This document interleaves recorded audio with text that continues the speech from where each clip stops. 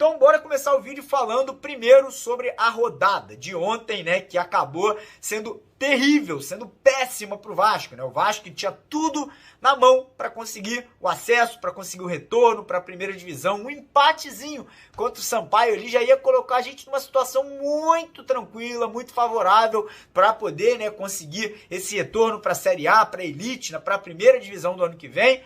Mas o Vasco, óbvio, fez ali o contrário. O Jorginho fez aquela cagada, escalou um time ali horroroso para ir a campo e a gente perdeu o jogo por 3-2. E ontem, para piorar a situação ainda mais, os nossos dois adversários, que não podiam nem vencer, nem golear, no caso do Sport, fizeram o papel deles, fizeram o dever de casa. O Sport foi lá, deu uma tremenda goleada por 5-1 ali, né, contra o Operário, e o Ituano, jogando fora de casa, contra o Londrina, que, pô, vinha bem jogando em casa, né, estava acreditando que o Londrina pelo menos ia arrancar um empatezinho, perdeu. O Ituano foi lá e, pum, meteu 2-0 com a ajuda do Vinícius, que é jogador do Vasco, inclusive. O Ituano até pênalti perdeu, podia ter sido 3-0, né? E a situação se complicou, né? A situação de momento da tabela é a seguinte: o Cruzeiro e o Grêmio já conseguiram acesso, né? Não estão nem aí pro que está acontecendo. O Bahia ontem quase que se complica, né? Empatou, fica na frente do Vasco, um saldo de 2 gols a mais, né, e com o mesmo número de pontos.